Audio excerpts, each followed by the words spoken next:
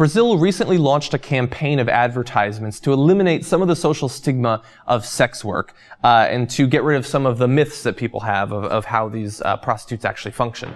So we're going to put up some pictures. We'll show you what they look like. You see, not the most attractive prostitutes necessarily, but, they're getting the job done.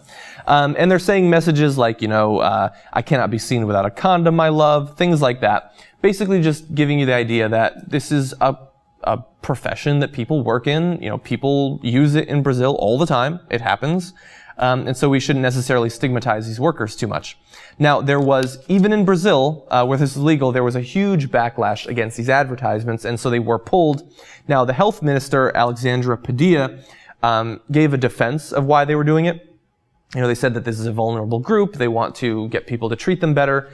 But unfortunately, people are not having it. They don't want to see those advertisements. I guess that it's kind of an unspoken thing, even in Brazil.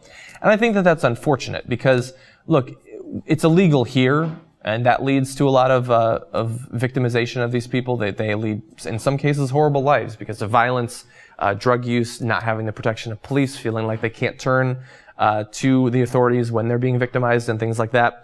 I would hope that in a country where it's at least legal, they would be able to make some progress on that, but people aren't having it. And now, an interesting thing is that sporting events actually drive a lot of these prostitution, just like how the DNC and the RNC in America drives a lot of prostitution in those cities. So the 2014 World Cup is going to be taking place in Brazil, and also the 2016 Olympics. Both are expected to lead to massive amounts of additional prostitution in Brazil.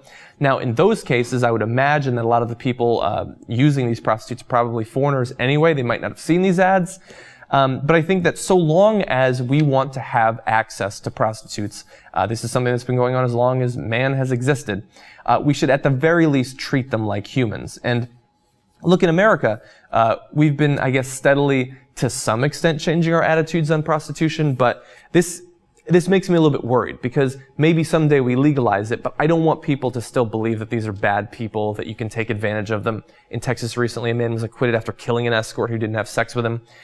So I think that this is an unfortunate sign coming from Brazil. I don't know exactly what will happen in America, but I hope that in the future we can understand that these people exist because there's a demand for their services and we should treat them well.